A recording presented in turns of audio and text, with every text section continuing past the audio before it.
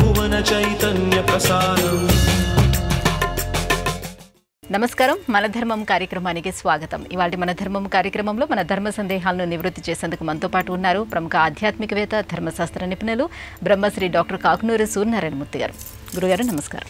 నమస్కారం అమ్మా. గురుగారు, మహాలయ పక్షానికి సంబంధించినటువంటి ఆ విశేషాలను ఏ గ్రంథం ప్రస్తావించింది? ఈ మహాలయ పక్షంలో ఇచ్చే తర్పణాలు ఎవరికి చెందుతాయి? మహాలయం అనగానే రెండు పదాలు ఇందులో ఉన్నాయి. ఒకటి ఆలయం, రెండు మహా. ఆసమంతాత్ లయం ఆలయం, ప్రళయకాలం వరకు ఉండేది అని అర్థం ఆ శబ్దానికి. మహా అనగానే విశేష సంబోధనార్థకంగా స్వీకరించినప్పుడు మహాలయం విశేషంగా యుగాంతం వరకు ఉండేటటువంటి ధర్మము అని అర్థం. ఈ మహాలయ పదాన్ని పక్షము అన్న శబ్దంతో జతపరచి 16 రోజులుగా మహాలయ పక్షము అనేటటువంటి శబ్దజాలాన్ని కాలామృతం అనే గ్రంథం వివరిస్తుంది. ఇందులో సప్తమ బిందువు 7వ చాప్టర్ అనుకుందాం మనం. కాలామృతంలో ఉండే చాప్టర్స్, అధ్యాయాలకు బిందువులు అని పేరు. ఈ గ్రంథంలో 7 అధ్యాయాలు ఉన్నాయి, అంటే 7 బిందువులు అన్నమాట. 7వ అధ్యాయంలో ఈ మహాలయ పక్షం గురించిన ప్రత్యేకమైనటువంటి వివరణ చేస్తూ గ్రంథకర్త 96 రోజులు షణ్ణవతులు అన్న పేరిట 96 రోజులలో కూడా పితృకార్యాలు నిర్వహించాలి అంటూ వివరిస్తారు. నిత్యము చేసేటటువంటి నిత్య కర్మ, నిత్య పితృతర్పణం ఇది నిత్యం. కుదరని ఎడల 96 రోజులలో ఏవి ఆ 96 రోజులు? 12 అమావాస్యలు, 12 వ్యతిపాతలు, అలాగే 12 సంక్రమణ తిథులు. ప్రతి నెలలో కూడా ఒక సంక్రమణం ఉంటుంది కనుక 12 సంక్రమణ తిథులు, 4 యుగాదులు, అలాగే 14 మనువాదులు వెరసి 80 రోజులు అవుతాయి. వీటితో పాటుగా భాద్రపద మాసంలోని కృష్ణపక్షం పాడ్యమి మొదలుగా ఆశ్వీజ మాసం శుక్లపక్షం పాడ్యమి వరకు ఉండే 16 రోజులకు కలుపుకొని 80 ఈ 16 వెరసి 96 రోజులుగా మహాలయ పితృపక్షం అని శాస్త్రకారుడు ఈ షణ్ణవతులు అనే రోజులను వివరించాడు. ఎవరి గృహంలోనైనా కుమారులు లేక కుమార్తెలే ఉన్నప్పుడు ఆ కుమార్తెలకు కుమారుడు జన్మించినట్లయితే అతని ద్వారా నిర్వహించేటటువంటి దౌహిత్రిక మహాలయం అమావాస్య అయిన మరుసటి నాడు ఆశ్వీజ మాసం శుక్లపక్షం పాడ్యమి నాడు మహాలయం. కూతురికి శాస్త్రం ప్రామాణికమైన బాధ్యతను అందించింది. కుమారులు కుమార్తెలు ఏ విధమైనటువంటి పొరపచ్చములను శాస్త్రం చూపదు. ఇరువురికి సామాన్యమైనటువంటి సమాన ప్రతిపత్తిని అందించిన ధర్మశాస్త్రం కూతురి కొడుకు ద్వారా మహాలయం నిర్వహించే పక్షంలో ఒక ప్రత్యేకమైనటువంటి తిథి, అది ఆశ్వీజ మాసం శుక్లపక్షం పాడ్యమి తిథి.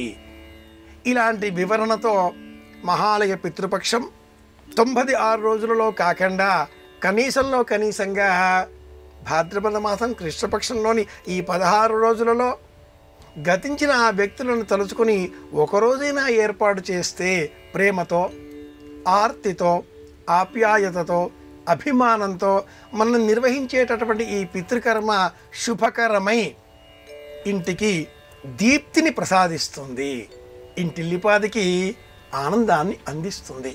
కనుక ఈ మహాలయ పితృపక్షం నిజంగా శోభాయమానమైనటువంటిది. గతించిన పితరులు ఎవరైతే ఉన్నారో వారి కారణంగా ఈ దేహం కృతజ్ఞతాపూర్వకంగా మనం చేసేటటువంటి నమస్కారం, ఇదే మహాలయం. గురుగారు, మరో సందేహం. శకున శాస్త్రములో బల్లిపాటు దోషం ఎటువంటి ఫలితాలని ఇస్తుంది? కంచిలో ఉన్నటువంటి బంగారు బల్లిని తాకితే ఈ దోషం పోతుందా? 2 వాక్యాలలో కూడా ఒకటి చరిత్ర, రెండవది ధర్మశాస్త్రం. బల్లి పతనము, గౌళిపాటు లేదా బల్లి దేహం పైన ఏదైనా అవయవం పైన పడినట్లయితే ప్రమాదమా, శకునమా, శాస్త్రం ఏం చెబుతుంది? ఇలాంటి సందేహాలు మనలో కలిగినప్పుడు గౌళి పతనము అన్న పేరిట పంచాంగాలలో అనేక విషయాలను ఏ ఏ శరీరంలో ఉండే భాగం పైన, అంగం పైన, దేహ భాగం పైన ఆ బల్లి పడినట్లయితే ఎలాంటి ఫలితాలు ఉంటాయో సవివరంగా చెప్పబడి ఉంది. ఏమిటి ఇంత ప్రత్యేకత అంటే, బల్లి గోడలపైన పాకే సమయంలో ఆ 4 పాదాలు ఆ మధ్యలో ఉండేటటువంటి మెత్తగా ఉండే భాగం, ఆ కాలికి సంబంధించిన మెత్తటి మాంసపు కండరం, గోడ మీద ఉండేటటువంటి మృదువైనటువంటి నునుపైనటువంటి భాగం, ఈ రెండింటి మధ్య గాలి కొంత నొక్కబడి, ఆ గాలి నొక్కబడిన వేగంతో బల్లి గోడకు అంటుకొని కరుచుకొని ఉంటుంది. 3 కాళ్ళని ఇలా గోళ్లతో దూరంగా పెట్టుకున్నా కూడా ఒక కాలితోనైనా ఆ బల్లి గోడకు అంటుకొని ఉంటుంది. ఏవైనా కారణాల చేత ఆ గోడ వేడెక్కినప్పుడు, కంపించినప్పుడు మాత్రమే 4 పాదాలు గోళ్లతో విడిపడి, ఎయిర్ లాక్ అంటాం మనం, అలా గాలి కాస్త లాక్ కాకుండా విడిపడిపోతేనే ఆ బల్లి మన మీద పడుతుంది. సిద్ధాంతము, సంహిత, హోర, ప్రశ్న, శకునము అనే 5 ఐదవది అయినటువంటి శకున శాస్త్రములో ప్రత్యేకంగా శిరస్సు కలహం, నెత్తిపైన బల్లి పడినట్లయితే ఇంకా ఇంట్లో యుద్ధాలే, మాటల యుద్ధాలే, మౌన పోరాటాలే అంటుంది శాస్త్రం. పాదం మీద పడింది, ప్రయాణం. దేహం పైన కుడివైపు ఉండేటటువంటి శరీర భాగాలపైన బల్లి పడినట్లయితే మగవారికి శుభకరం. ఎడమ వైపున ఉండే భాగాలు పడినట్లయితే ఆడవారికి శుభకరం. ఉదరం పైన బల్లి పడినట్లయితే అజీర్ణం. భుజాలపైన బల్లి పడినట్లయితే పిల్లలతో వాదులాట. ఇలా అనేకములను 24 దేహ భాగాలపైన బల్లి పడినప్పుడు వివిధ ఫలితాలు కలిగినట్లుగా గౌళి పతనము అన్న పేరిట ఈ శాస్త్రం తెలియజేస్తుంది. ఇలా బల్లి పడినప్పుడు మనం ఏం చెయ్యాలి? పూర్వకాలంలో కంచికి వెళ్ళి రావడం అదృష్టం. మనవారు ఏదైనా సందర్భం వచ్చినప్పుడు ఇంకేమిటి, కథ కంచికి మనం ఇంటికి అనేవారు. కథ కంచికి, కథలన్నీ కంచిలో ఉంటాయా? కాదు, ఎప్పటికైనా కంచికి చేరాలి.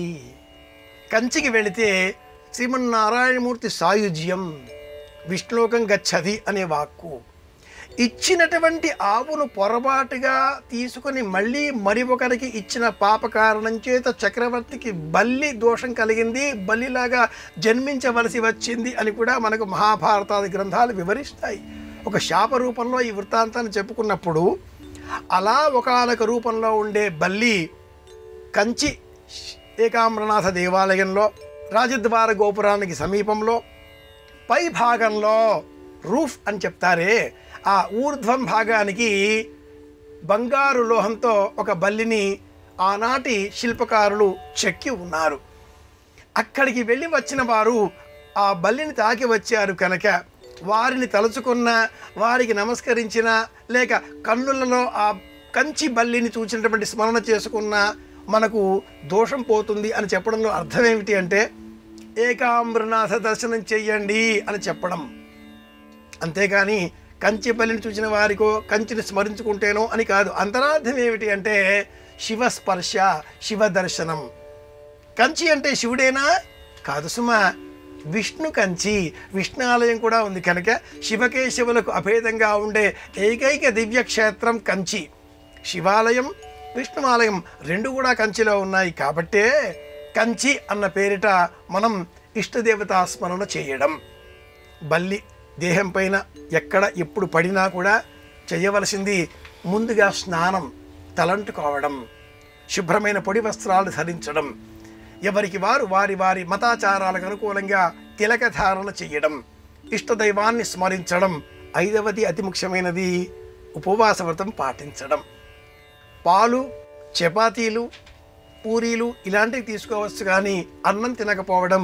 మరుసటి నాడు మళ్ళీ యథాప్రకారంగా నిత్యక్రియలకు ఉపక్రమించడం. ఇది చేయవలసిన పని.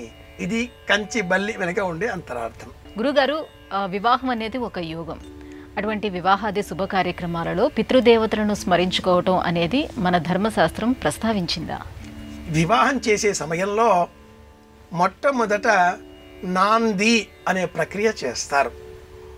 నాంది అనే ఈ సందర్భంలో మాతృదేవత ఆరాధన, కులదేవత ఆరాధన, అలాగే వంశవృక్షం ఆరాధన. ప్రతి ఇంటికి ఒక మొక్క ఉంటుంది, ఒక చెట్టు ఉంటుంది. ఇంటి పేరుకు సంబంధించినటువంటి ఆ వృక్షం, ఆ మొక్క లేక ఆ శాఖ తెలుసుకొని ఆ శాఖ, ఆ మొక్కను ప్రారంభంలో పూజించాలి. ఆ పూజించే సమయంలో గతించిన పితరులను అక్కడ స్మరించాలి. దానికే నాంది సమారాధన అని పేరు. ఇడ ఏహి అదిత ఏహి సరస్వత్యేహి అని చెబుతూ నాంది ముఖాహ నాంది ముఖాహ అని చెప్పి గతించిన ఆ పితరుల పేర్లు ప్రస్తావన చేయకుండా పితృపితామహ ప్రపితామహ నాంది ముఖాహ అంటూ పేర్లు లేకుండా మాత్రమే వారిని స్మరించి వారికే ప్రీతికరంగా అప్పడం, వడియాలు నూనెలో వేయించనివి అవి తెచ్చి ఆ మొక్క సన్నిధానంలో పెడతారు. ఒక మట్టి గురిగి అందులో ఆ మొక్క, మామిడి మొక్క కావచ్చు, లేదా జామ కావచ్చు, లేదా ఏదైనా ఆయా ఇంటికి సంబంధించిన మొక్క కొమ్మ అందులో ఉంచి మొక్కలను కాపాడాలి. ఇది వంశవృక్షం.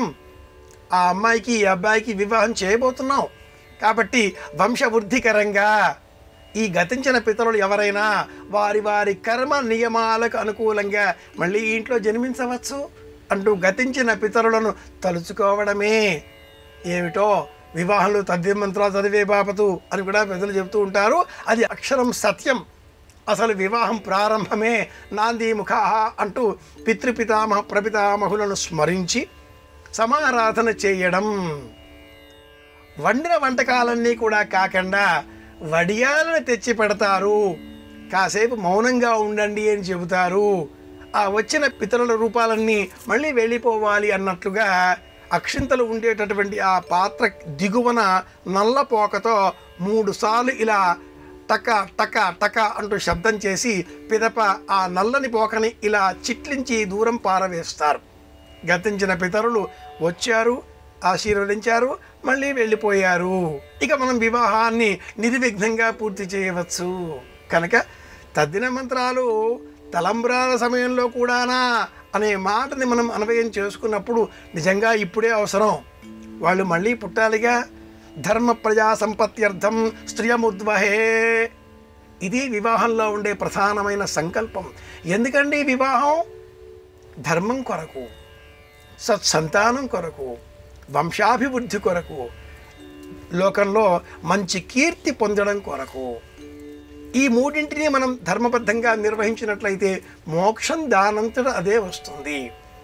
తప్పు చేయకుండా ప్రశాంతంగా జీవించగలగడమే ఆనందం. ఆనందంగా ఉన్నప్పుడే మోక్షం లభిస్తుంది. కనుక తప్పు చేయకుండా ఉండగలిగిన జీవితాన్ని మనం గడపడం కోసం ధర్మం కావాలి. ఆ ధర్మాచరణ నాంది అన్న పేరిట పితృదేవతలను స్మరించుకోవడంలో ఉంటుంది. గురుగారు, మన సంప్రదాయంలో, మన సనాతన ధర్మంలో ఎన్నో దైవ స్వరూపాలు ఉన్నాయి. ఆ దైవ స్వరూపాలన్నింటినీ కూడా యథాతథంగా మనం ఆరాధన చేస్తాం. కానీ పరమేశ్వరుడికి ప్రతీకగా శివలింగాన్ని ఎందుకు ఆరాధన చేస్తాం? ఎందుకంటే స్వరూపము, నిర్గుణ రూపము అనే 2 విధాలుగా కూడా దైవాన్ని మనం ధ్యానం చేస్తూ ఉంటాం. సగుణ బ్రహ్మము, నిర్గుణ బ్రహ్మము అనేవి ప్రధానంగా 2 రూపాలు. ఈ రెండింటిలో కూడా మళ్ళీ శిఖరాయమానంగా ఉండేటటువంటి దైవరూపము శబ్ద బ్రహ్మ రూపము. దైవాన్ని అర్చన చెయ్యాలి, ఒక దైవరూపం కావాలి. అర్చామూర్తి విష్ణువు, సరస్వతి, కుమారస్వామి, గణపతి, నానా రూపధరో భూత్వా ఎన్నో రూపాలని మనం చూస్తూ ఉంటాం. అన్ని అంతరార్థాలు ఒకటే, దైవం ఒకటే, రూపాలు వేరు. మనుష్యుడు ఒక్కడే, రూపాలు వేరు. మానవత్వం ఒక్కటే, ప్రదర్శించే సందర్భాలు వేరు. మొక్కలు ఒక్కటే, కానీ మొక్కలలో జాతులు వేరు, మొక్కలలో రూపాలు వేరు, మొక్కలు అందించే పళ్ళు వేరు, పళ్ళల్లో ఉండే శక్తి ఒక్కటే. ఆభరణాలు అనేకం, స్వర్ణం ఒక్కటే. సృష్టి ఒక్కటే, గ్రహాలు అనేకం. ఇలా ఏకం సత్ విప్రాహ బహుధా వదంతి అనే జ్ఞానం ఇవ్వడం కోసమే దైవాన్ని మనం వివిధ రూపాలలో అర్చన చేస్తూ ఉంటాం. ఒక్కొక్కటి అన్నట్లుగా ఇలా అర్చన చేసే కొలది, దైవ రూపాలను దర్శించే కొలది అన్నింటి అంతరార్థం ఒక్కటే అని సుబోధకం అయ్యేటటువంటి స్థాయి శివస్వరూపం, లింగస్వరూపం. లీన్యతే గమకానికి లింగ అని వ్యుత్పత్తి. ప్రళయకాలంలో సమస్తమును తనలో లీనం చేసుకునేటటువంటి శక్తికే లింగము అని పేరు. ఈశ్వరుడిని ఇలా లింగ రూపంలో అర్చించడంలో, నిర్గుణ రూపంలో అర్చించడంలో ఉంది అంతరార్థం ఏమిటి అంటే, ఎటువైపు రోజులా కూడా శివస్వరూపమే. అఘోరం కావచ్చు, తత్పురుషం కావచ్చు, ఈశాన్యం కావచ్చు, వామదేవం కావచ్చు, ఇంకేదన్నా తత్పురుష కావచ్చు, ఎలా చూసినా కూడా అన్నీ ఒక్కటే అనే ఆలోచన మనలో కలగాలి అంటే అది మహాదేవుడి అర్చన, శివలింగ ఆరాధన. విష్ణువుని కూడా సాలగ్రామ రూపంలో అర్చిస్తాం. గణపతిని కూడా ఎరుపు రంగులో షోణా నదిలో లభించేటటువంటి రత్న రూపంలో అర్చన చేస్తాం. అమ్మవారిని కూడా అలాగే పంచాయతన రూపంలో ప్రతి దైవాన్ని కూడా ప్రకృతిలో ఒక విశేషంగా నిర్గుణంగా ఆరాధించేటటువంటి తత్వం కూడా ఉంది. అందరికీ తెలిసిన విషయమే సాలగ్రామ.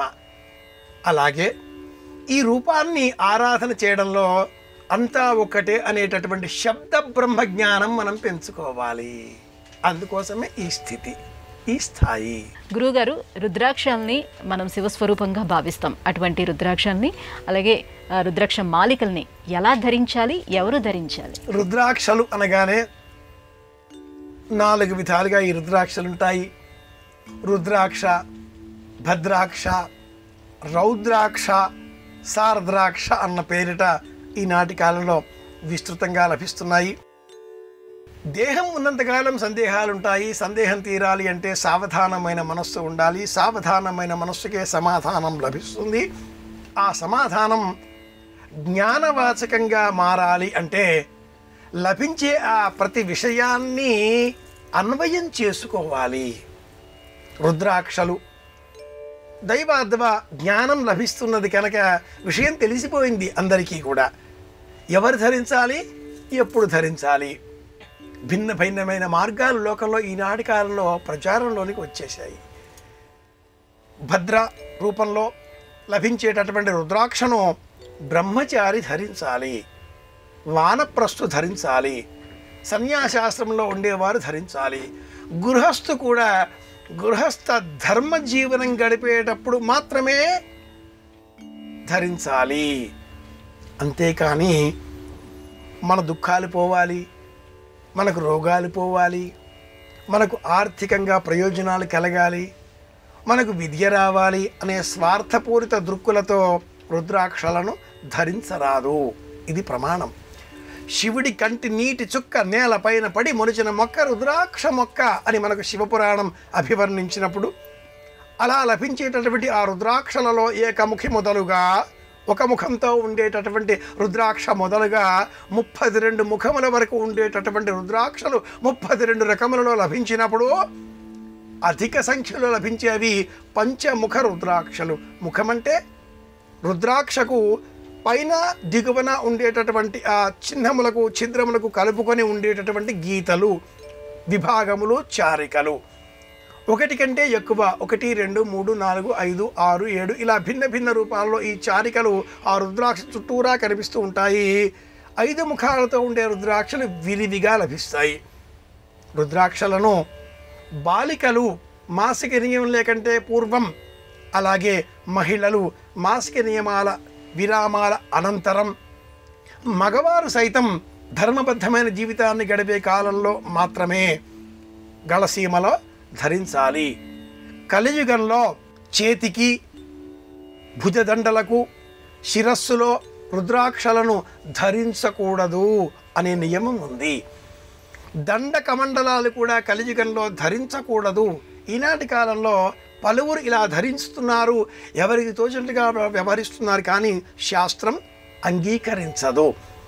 గళసీమలో రుద్రాక్ష ధరించినప్పుడు ఒక రుద్రాక్ష శివస్వరూపం, శివస్వరూపం మెడలో వేసుకున్నాం అంటే శివుడిగా మారుతున్నాం అన్న అర్థం ఇక్కడ భావించినప్పుడు శివుడే నేను. ఎలా ఉండాలి జీవితం? లోకం పట్ల మమకారం కూడదు, అర్థవాదం పనికిరాదు, నాకేమీ అక్కరలేదు అనేటటువంటి ద్వంద్వాతీత ప్రవృత్తి ఉన్నవారు మాత్రమే ఈ రుద్రాక్షలు ధరించడానికి అర్హులు. మిగతా వారంతా ఈ రుద్రాక్షలను అలంకారప్రాయంగా వేసుకున్న వారే అవుతున్నారు. గురుగారు, భగవద్గీత అనేది ఆచరించడం కోసం చెప్పబడిందా లేక పారాయణ కోసం రచించబడిందా? భగవద్గీత యొక్క పరమార్థం ఏంటి? మూడవ పదం చాలా మంచి పదం. పరమ అర్థం, పరమార్థం. పరమాత్మ పైన ధ్యాస కలిగించేదే పరమార్థం అవుతుంది. ఆత్మ, అంతరాత్మ, విశ్వాత్మ, పరమాత్మ, విశ్వాంతరాళమంతా వ్యాపించిన ఆ పరమాత్మ పైన మన ధ్యాస పరధ్యాసగా మార్చే నిమిత్తమే భగవద్గీత. భగవద్గీత కించిదధీత గంగా జల లవ కణికాపీత అంటారు శంకర భగవత్పాదుల వారు. భగవద్గీత ఏ కొద్దిపాటిగా అధ్యయనం చేసినా మనకు ఆత్మ సంతృప్తి కలుగుతుంది. మన దేహ సంతృప్తి కాదు, ఇక్కడ ఆత్మ సంతృప్తి. పార్థాయ ప్రతిబోధితాం భగవతా నారాయణేన స్వయం అని భగవద్గీత మహాత్మ్యం పద్మపురాణం వివరిస్తుంది. భగవద్గీత మనలో ఆత్మవిశ్వాసాన్ని పెంపొందిస్తుంది. ఇందులో పూజలు లేవు, అగరొత్తులు లేవు, కొబ్బరికాయలు లేవు, హారతులు లేవు, ప్రదక్షిణలు లేవు. ఉన్నది అల్లా కూడా జ్ఞాపక శక్తి, వివేచనాత్మక శక్తి, విశ్లేషణాత్మక శక్తి, అనుభూతి. కనుక భగవద్గీత అనేది ఆచరణార్హత కలిగినది. భగవద్గీత ఆచరణ కోసమే చెప్పబడింది. నకాంక్షే విజయం కృష్ణ నచరాజ్యం సుఖానిచ అంటూ చేతిలో ఉన్నటువంటి ధనుస్సును నేల పారవైచి నమస్కరించేటటువంటి అర్జునుడిని చూచి నారాయణుడు ఉపదేశం ఆరంభించాడు. అలా ప్రారంభించిన ఈ ఉపదేశం 700 శ్లోకాలతో 18 అధ్యాయాలతో భగవద్గీతగా మహాభారతంలోని భీష్మ పర్వంలో మనం చదువుకుంటూ ఉన్నాం. మనకు చదవడం కోసం, అర్జునుడికి ఆచరణ కోసం. చదివిన అనంతరం మనం కూడా ఈ భగవద్గీతను ఆచరించాలి. భగవద్గీతను ఆచరించడం అంటే అర్థం ప్రతిరోజు ఒక భగవద్గీత శ్లోకాన్ని చదవడం కాదు. భగవద్గీతలో చెప్పబడ్డ విషయాలను అనుసరించడం, అది ఆచరించడం అంటే. లోకంలో 4 విధాలుగా మనుషులుంటారు అని భగవద్గీత బోధించింది. ఆర్తో జిజ్ఞాసురర్థార్థి జ్ఞానీచ 4. మనం కూడా అందులో ఒకరంగా మారాలి. భగవద్గీత 17వ అధ్యాయం 15వ శ్లోకం నుంచి 21వ శ్లోకం వరకు సాత్వకి, రాజసి, చైవ, తామసి, ఇలా ఈ క్రమంలో ఏ ఆహారం తినాలి, ఏది తినకూడదు, ఎక్కడ నిలబడాలి, ఎక్కడ నిలబడకూడదు, ఏది మాట్లాడాలి, ఏది మాట్లాడకూడదు, ఎవరిని ఆశ్రయించాలి, ఎవరిని ఆశ్రయించకూడదు, ఇవన్నీ కూడా భగవద్గీత చెబుతుంది. సర్వధర్మాన్ పరిత్యజ్య మామేకం. చదవడం చదువుకుంటాం కానీ ఆచరణ అక్కడ అది ముఖ్యం. కనుక మనమందరం ప్రాథమికంగా చదవాలి, తదనంతరం ఆచరించాలి. భగవద్గీత ఆచరణ యోగ్యత కలిగినటువంటిది అనడంలో ఉండే అర్థం ఇదే. క్రమేణా అర్జునుడు కూడా యుద్ధం చేశాడు, విజయం సాధించాడు. కాలం గడిచింది. బహుకాలం అయిన తర్వాత పరమాత్ముడు మళ్ళీ కనిపించగానే అప్పుడెప్పుడో మహాభారత యుద్ధ సమయంలో మీరేదో చెప్పారు, నేనేదో విన్నాను, మర్చిపోయాను అంటే సాక్షాత్తు కృష్ణ పరమాత్ముడే మళ్ళీ అర్జునుడికి చెబుతాడు. భగవద్గీత మళ్ళీ మళ్ళీ బోధించేది కాదు. ఓసారి నేను చెప్పాను, ఓసారి నువ్వు విన్నావు, ఆచరించడం మానేశావు, నరుడిగా ప్రవర్తిస్తున్నావు. భగవద్గీత నిత్యము ఆచరించవలసినటువంటి బోధ. 21 రకాలుగా లభించేటటువంటి గీత శాస్త్రాలలో ఉద్ధవ గీత, లక్ష్మణ గీత, రామగీత, గురుగీత అనేకం 21 ఉంటాయి సాహిత్యంలో. అందులో భగవద్గీతకు మాత్రమే ఎందుకింత ప్రామాణ్యం అంటే భగవద్గీత ఆచరించవలసిన ధర్మశాస్త్రం. వేదాంతంలో ప్రస్థానత్రయం అని చెప్పబడ్డ మూడింటిలో భగవద్గీత ప్రత్యేకమైనది. గురుగారు, ఇవాళ మన ధర్మం కార్యక్రమంలో మాకు వచ్చినటువంటి ఈ సందేహాలన్నీ కూడా నివృత్తి చేసినందుకు ధన్యవాదాలు. కృష్ణార్పణం. ఇది ఇవాళ మన ధర్మం కార్యక్రమం. రేపటి మన ధర్మం కార్యక్రమంలో మళ్ళీ కలుసుకుందాం. నమస్కారం. ఈ కార్యక్రమాన్ని తిరిగి చూడాలనుకుంటే www.youtube.com/ETV Life Spiritual లో చూడవచ్చు.